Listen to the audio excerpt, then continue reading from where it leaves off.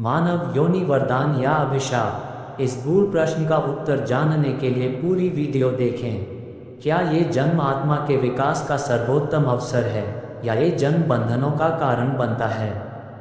पूरी जानकारी के लिए वीडियो को अंत तक देखें। जाने मानव जीवन का रहस्य। देवताओं के ऐश्वर्य की कल्पना भी मनुष्य नहीं कर सकता। स्वर्ग लोकों में वास करने वाले देवताओं को किसी भी वस्तु के लिए परिश्रम नहीं करना पड़ता है, क्योंकि वे संकल्प करके किसी भी भौतिक वस्तु को प्राप्त कर सकते हैं। उनके शरीर सुगंधित और चमकदार होते हैं। उनके शरीर में मल मूत्र नहीं होता, वृद्धावस्था नहीं होती और किसी भी शारीरिक रोग से पीड़ित नहीं होते हैं। देवताओं के पास मनुष्यों से हजारों गुना अधिक ज्ञान है और वे दिव्य अस्त्र शस्त्र की शक्तियों से संपन्न हैं। उदाहरण के लिए उनके शस्त्र जैसे अग्निबाण, वायुबाण आदि इतने सटीक हैं कि वे लक्ष्य के अलावा कुछ भी नष्ट नहीं करते हैं। इंद्र, वरुण, कुबेर, सूर्य, चंद्र आदि स्वर्गलोक के देवता हैं, जबकि मनुष्य को भोजन, वस्त्र और आवास जैसी मूलभूत आवश्यकताओं सहित सब कुछ प्राप्त करने के लिए परिश्रम करना पड़ता है। हमारे शरीर में 9 प्रमुख उत्सर्जन छिद्र होते हैं। इसके अलावा मानव शरीर के हर रोम से बदबूदार पसीना निकालता है। हमारे सबसे परिष्कृत हथियार इतने आदिम हैं कि अगर कोई परमाणु बम विस्फोट करता है तो बम के निर्माता उसके सहयोगियों या दुश्मनों की परवाह नहीं करता है। देवताओं और मनुष्यों के बीच धरती आसमान के अंतर के बावजूद हमारे शास्त्रों में कहा गया है कि ये देवता मानव रूप प्राप्त करने की कामना रखते हैं। हमारे शास्त्र कहते हैं, बड़े भाग मानुष तनु पावा, सुर दुर्लभ सद्ग्रंथन गावा। रामचरित मानस। मनुष्य रूप बहुत अच्छे भाग्य से प्राप्त होता है। शास्त्र कहते हैं कि देवी देवता भी इसकी इच्छा रखते हैं। दुर्लभ मानुष देव प्रार्थ्यते त्रिक्षैरपि। नारद पुराण। मानव रूप प्राप्त करना इतना दुर्लभ है कि देवता भी इसके लिए अनुरोध करते हैं। मनुजदेह में भुवि दुर्लभ समधिगम्य सुरैरपि वांछितम। विश्वलंपतम पहाय वै भजत रे मनुजा कमलापतिम। शंकराचार्य। सभी देवी देवता मानव रूप की इच्छा रखते हैं। सौंदर्य, ज्ञान और कई चमत्कारी शक्तियां प्राप्त होने पर भी देवी देवता मानव क्यों बनना चाहेंगे? यह इंगित करता है कि मानव रूप में कुछ विशिष्टता है कि देवी देवता भी विलासिता को त्यागने के लिए तैयार हैं और वे एक क्षणिक, दुर्बल, मलमूत्र के पिटारे और अज्ञानी शरीर प्राप्त करने के इच्छुक हैं। सचमुच, पर क्यों?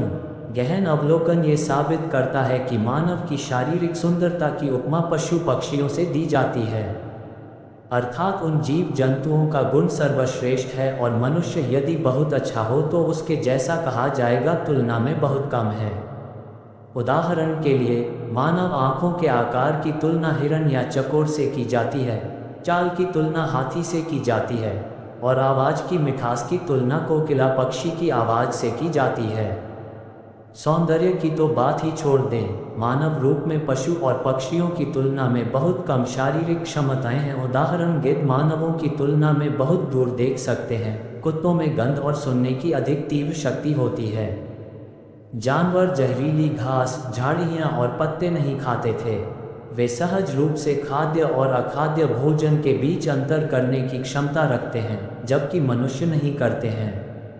संत भारतीहरि जी उत्तर देते हैं, ज्ञान है तेषामधिको विशेषो। मनुष्य ज्ञान के विशेष उपहार से संपन्न है। जानवरों के नवजात अपने जन्म के ठीक बाद खड़े हो सकते हैं, मानव बालक कई महीनों बाद चल पाते हैं। जानवर बिना प्रशिक्षण के तैरते हैं, जबकि मनुष्य को प्रशिक्षण मिलता है। तो मनुष्य को ज्ञान प्राप्त करना होता है जिसमें वर्षों लग जाते हैं। सभी प्रशिक्षण के बाद भी मानव ज्ञान देवी देवता की तुलना में समुद्र में एक बूंद की तरह है। फिर भी वे मानव जीवन को प्राप्त करना चाहते हैं। क्यों? जगत गुरु श्री कृपालु जी महाराज ने हमारे शास्त्रों के विशाल प्रमाणों के साथ इस शरीर के महत्व को वाक्पटु और सरल भाषा में समझाया। उन्हें तुलसीदास जी महाराज का उत्तर पसंद है, जिसमें मानव रूप के महत्व के सभी कारणों का उल्लेख है। तुलसीदास जी कहते हैं, नर तनु सम नहीं कवनीयु देही, जीव चराचर याचत जेही।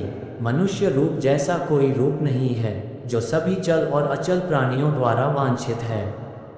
जब तुलसीदास से अपने कथन को सिद्ध करने के लिए कहा गया तो उन्होंने उत्तर दिया, नरक स्वर्ग अपवर्ग निसेनी ज्ञान विराग भक्ति सुख देनी।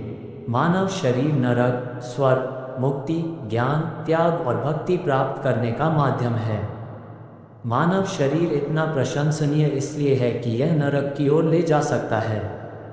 एकमात्र मानव शरीर में ही भगवान को दास बनाया जा सकता है। एक तुलसीदास को ये बात इतनी विशेष नहीं लगी जितनी कि मानव शरीर से नरक प्राप्ति। हाँ, तुलसीदास जी ने सर्वप्रथम नरक का उल्लेख किया क्योंकि मनुष्य के अधिकांश कर्म नरक की ओर ही ले जाते हैं। कुछ लोग थोड़े समझदार भी होते हैं जो स्वर्ग के लिए प्रयत्न करते हैं। उनसे भी कम लोग होते हैं जो मुक्ति की प्राप्ति का प्रयत्न करते हैं। और इन्हें गिने कुछ लोग होते हैं जो उन सब से परे भक्ति का लक्ष्य रखते हैं। इससे ये संकेत मिलता है, कर्म प्रधान विश्व रुचि राखा, जो जस करी सो तस फल चाखा। ये सृष्टि मनुष्य के कर्मों पर आधारित है, इसलिए सभी को अपने कर्मों का फल भोगना ही पड़ता है। 84 लाख योनियाँ हैं जिनमें सभी लोकों की सभी योनियाँ रूप शामिल हैं। जगत गुरु श्री कृपालु जी महाराज कहते हैं कि केवल मनुष्यों को ही परिणामी कर्म करने का अधिकार है। यह असाधारण गुण ही मनुष्यों को योनि अन्य योनियों से भिन्न बनाता है। इसलिए मानव रूप को कर्म योनि कहा जाता है और अन्य सभी रूपों को भोग योनि कहा जाता है। कर्म योनि का अर्थ है ऐसा रूप जिसमें प्रत्येक क्रिया का परिणाम होता है और पिछले कर्मों का फल भोगता है। भोग योनि का अर्थ है ऐसा रूप जिसमें जीव केवल पिछले मानव जीवन में किए गए कार्यों का फल भोगता है। इसलिए यदि हम अपने शास्त्रों के निर्देशों का पालन करते हैं तो हम अनंत काल के लिए दिव्य असीमित और प्रतिक्षण वर्धमान आनंद को प्राप्त कर सकते हैं। ये रूप भले ही बहुत दुर्लभ अमूल्य और अल्पकाल के लिए दिया जाता है और कब छिन जाए उसका भी कोई ठिकाना नहीं है। फिर भी यदि इसका उपयोग भौतिक उपलब्धियों के लिए उपयोग किया तो अगला मानव जीवन अरबों जन्मों के बाद दिया जाएगा। वेद कहते हैं, अब परम सत्य को जानो, नहीं तो बहुत बड़ी हानि हो जाएगी। कैसे? यदि मानव रूप भौतिक कार्यों में गंवा दिया तो पहले अरबों निचली योनियों में भटकना होगा, तत्पश्चात भगवान कृपा करके जीव को पुनः मानव रूप प्रदान करेंगे। लेकिन उस मानव रूप में आज जैसी लापरवाही का परिणाम फिर वैसा ही होगा जैसा आज हो रहा है। भागवत के अनुसार लब्ध्वा सुदुर्लमित बहु संभवाते मानुष्यमर्थात्मनित्यम्पि धीरः भाग 11.9.29। मानव रूप अत्यंत दुर्लभ है क्योंकि यह जीव को अपने परम चरम लक्ष्य प्राप्त कराने में सक्षम है। फिर भी यह न भूलें कि यह क्षणिक और अनिश्चित काल के लिए है। कोई नहीं जानता कि कौन सा पल आखिरी होगा।